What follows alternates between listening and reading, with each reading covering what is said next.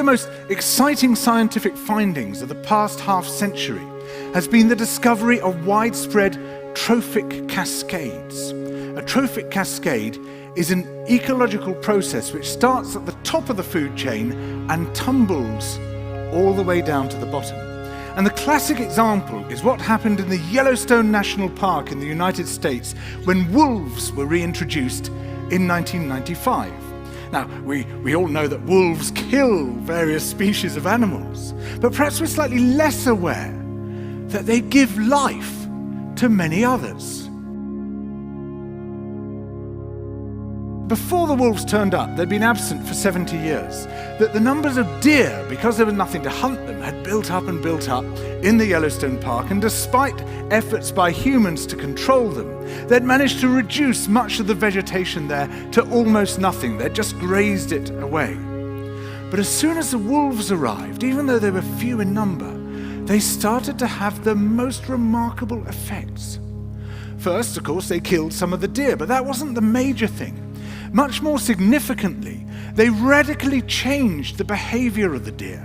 The deer started avoiding certain parts of the park, the places where they could be trapped most easily, particularly the valleys and the gorges.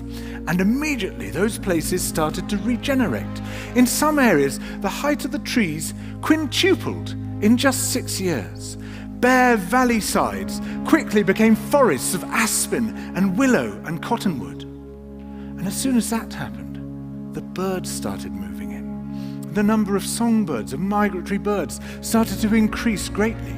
The number of beavers started to increase because beavers like to eat the trees.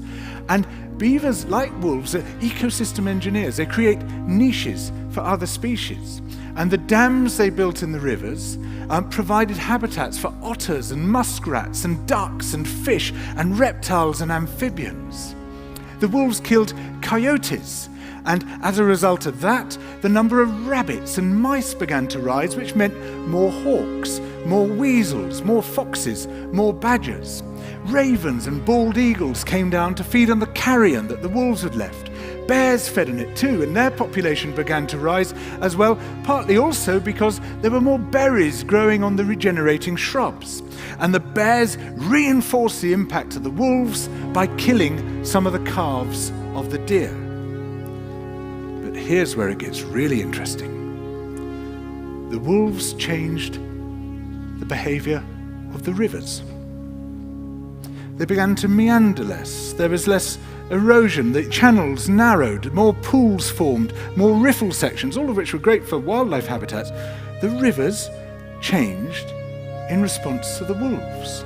And the reason was that the regenerating forests stabilized the banks so that they collapsed less often, so that the rivers became more fixed in their course.